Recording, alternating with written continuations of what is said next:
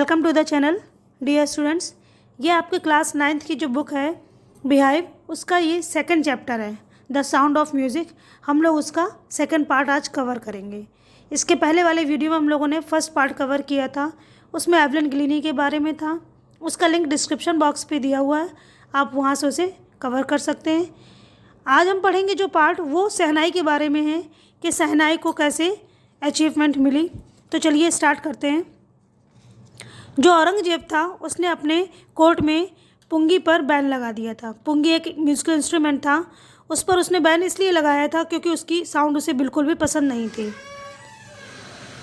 और कभी किसी ने सोचा भी नहीं होगा उसके बाद कि वो कभी फ्यूचर में किसी नए रूप में आ पाएगी। वहाँ पर एक आदमी था जो उसके कोर्ट में एक बार्बर के तरीके काम करता था। वो एक म्यूजिकल फैमिली से बिलोंग करता था। उसने ये सोचा कि वो इस म्यूजिकल इंस्ट्रूमेंट को यानी पुंगी की जो साउंड है उसे वो सुधार देगा। वो जंगल में गया, उसने एक पेड़ की स्टेम ली जो अंदर से पूरी तरीके से खोखली थी और उसमें 7 होल्स किए और हर होल में हर बार वो एक एक उंगली रख के उसे कभी खोलता कभी बंद करता और उसे प्ले करता, तो उसमें जो साउंड निकला वो बहुत स्वीट था और उसे बहुत अच्छा लग रहा था। वो लेकर के गया और उसने सम्राट के सामने उसे प्ले किया।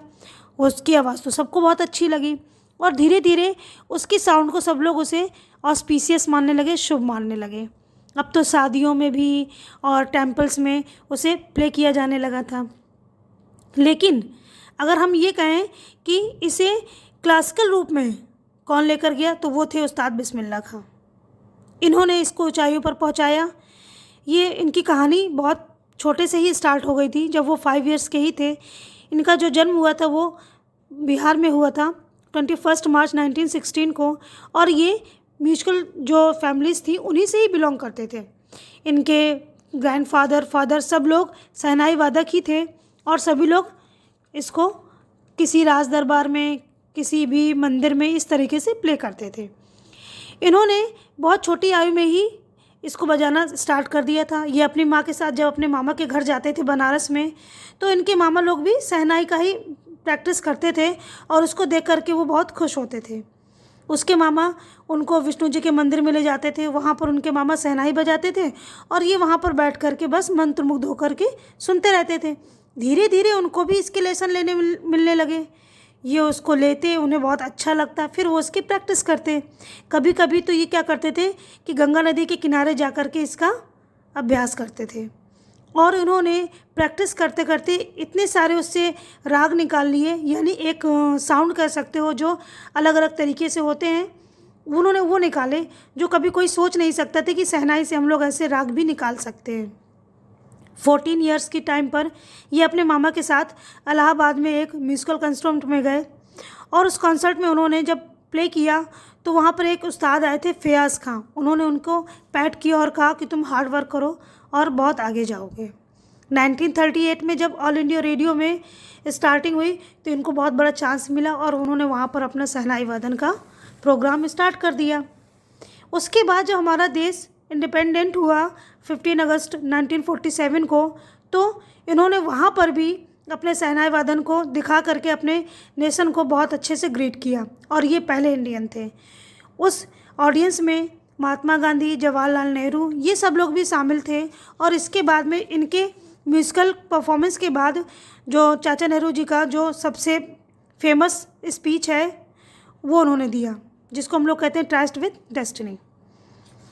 इसके बाद उन्होंने कभी पीछे मुड़कर नहीं देखा और उन्होंने बहुत सारी परफॉर्मेंस दी। इन्होंने अपनी इंडिया में, इंडिया के बाहर भी ये गए। जो इनका पहला फॉरेन ट्रिप था वो अफ़गानिस्तान के लिए ही था और जब वहाँ गए तो वहाँ के जो राजा थे वो बहुत खुश हुए और उन्होंने बहुत सारे रिवार्ड भी दिए। और सिर्फ वो ही नहीं थे, फिल्म सिटी में भी एक विजय भट्ट जो थे वो भी इनसे बहुत इम्प्रेस हुए और उन्होंने अपनी मूवी का नाम ही लिख दिया गूंज उठी शहनाई। इसके बाद इनके एक कंस्ट्रक्शन भी था, इन्होंने एक गीत भी लिखा था दिल का खिलौना है टूट गया और उसने तो वो तो इतना फेमस हुआ कि उसने रिकॉर्ड बना दिए। लेकिन उनको फिल्म सिटी में कोई इंटरेस्ट नहीं था। उन्होंने कहा कि देखिए, मैं इसमें जो इसका ग्लैमरस है मैं इसमें ज़्यादा दिन तक नहीं रह सकता हूँ, मुझे ये बिल्कुल भी पसंद नहीं आता। उन्होंने तो बहुत सारे रिवार्ड्स, बहुत सारे रिस्पेक्ट बहुत जल्दी जल्दी उन्हें मिलने लगा। उसके बाद में वो पहले इंडियन बन गए जिनको इनविटेशन आया था अमेरिका से कि वो वहाँ पर जा कर के लिंकन के सेंट्रल हॉल में अपना परफॉर्मेंस दें। उन्होंने वहाँ भी दिया और इंटरनेशनल रूप से उन्होंने बहुत जगह परफॉर्मेंस दी।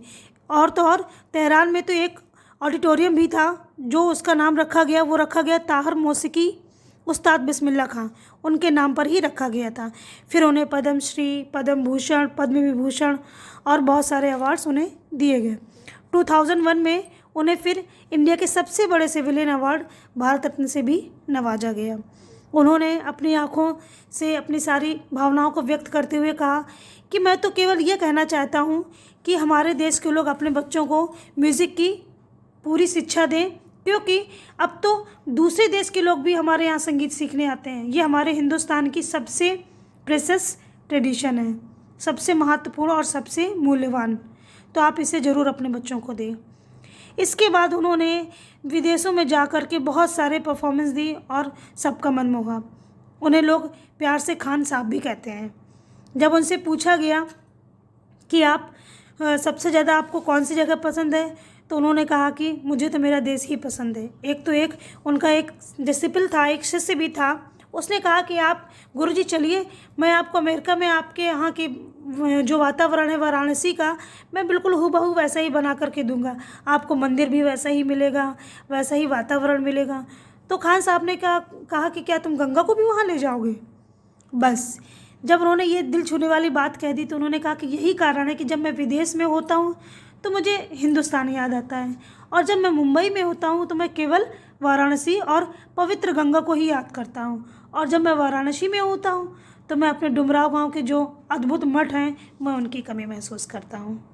उस्ताद बिस्मिल्लाह खां का जीवन भारत की जितनी भी कल्चरल ट्रेडिशंस हैं उनमें बहुत अच्छे से एक्सेप्ट किया गया, और सब लोग कहते हैं कि जो बिस्मिल्लाह खां जी हैं बस वही एक ऐसे हैं जिनके मन में इतनी श्रद्धा एज अ मोहम्मडन, यानी कि एक मुसलमान होते भी उनके अंदर इतनी श्रद्धा है, तो बस एक वही है जो काशी विश्वनाथ के मंदिर में शहनाई बजा सकते हैं। सो स्टूडेंट्स, ये आपका सेकंड पार्ट था। इसके आगे हम लोग नेक्स्ट चैप्टर कंप्लीट करेंगे। आई होप ये आपको बहुत अच्छे से समझ में आ गया हो। Thank you so much for watching.